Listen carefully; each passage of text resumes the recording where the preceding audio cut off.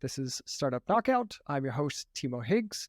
We're here with Niao Wu, and she is going to tell us all about her startup, Onyo. And Niao, why don't you take the stage and tell us what's your startup about? What kind of problem are you solving?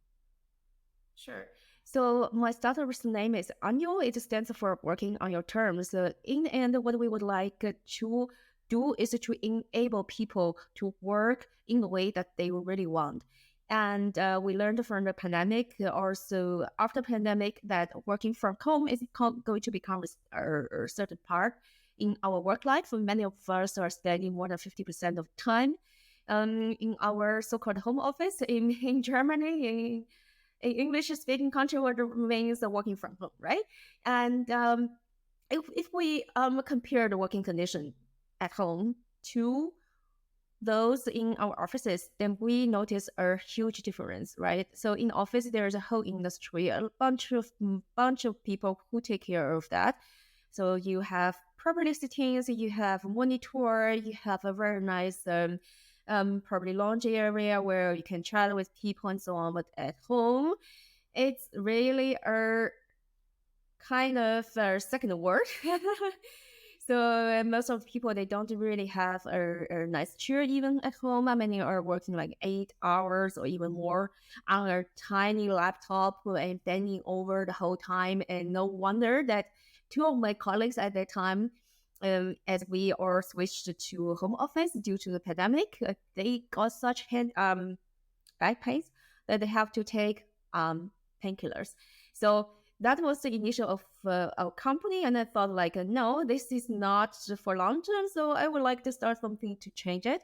And what I figured out is most of the employees, they don't want to spend the money and don't have the time to really take care of those. They say, this is the job of our company. Why should I spend my time and money on that? So what does Onyo do? We provide a digital platform which helps companies to take care of their employees who work from home regularly. So let me see if I've understood everything correctly. So number one, you're kind of, I think I saw on your poster when we met at the Buy Startup demo night that you are home office as a service. Was that right?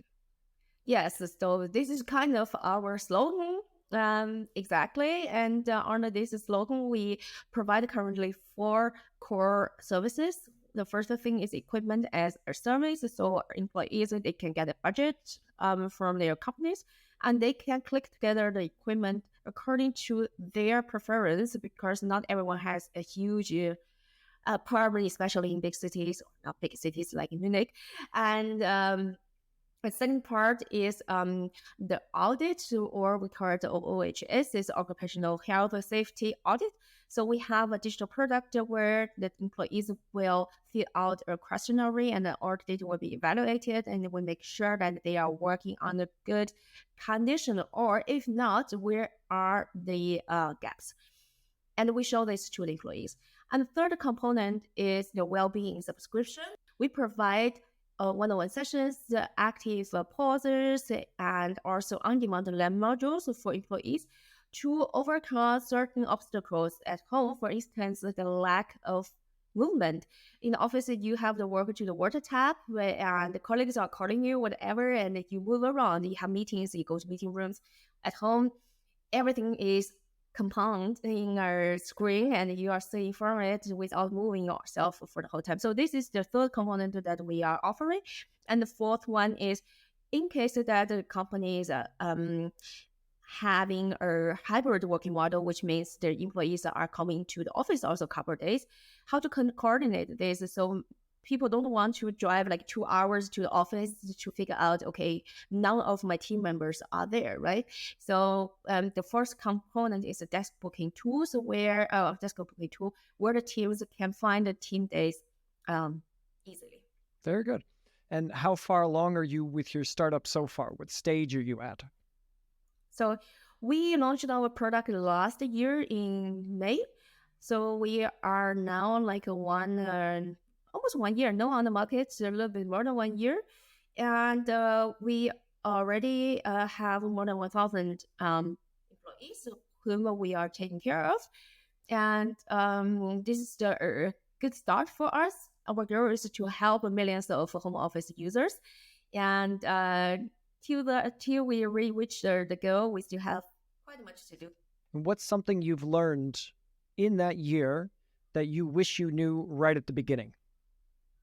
Okay, I think the first thing is as a founder, it's really helpful to have a very strong co-founder too.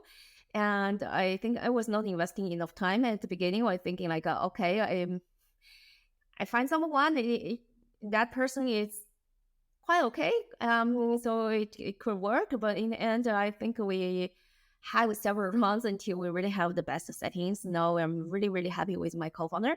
So this is something that we as founders probably should really invest a little bit more time at the beginning. And second thing is everyone in the core team in the startup should be able to sell. So sales is some topic that I was a little bit hesitant to touch.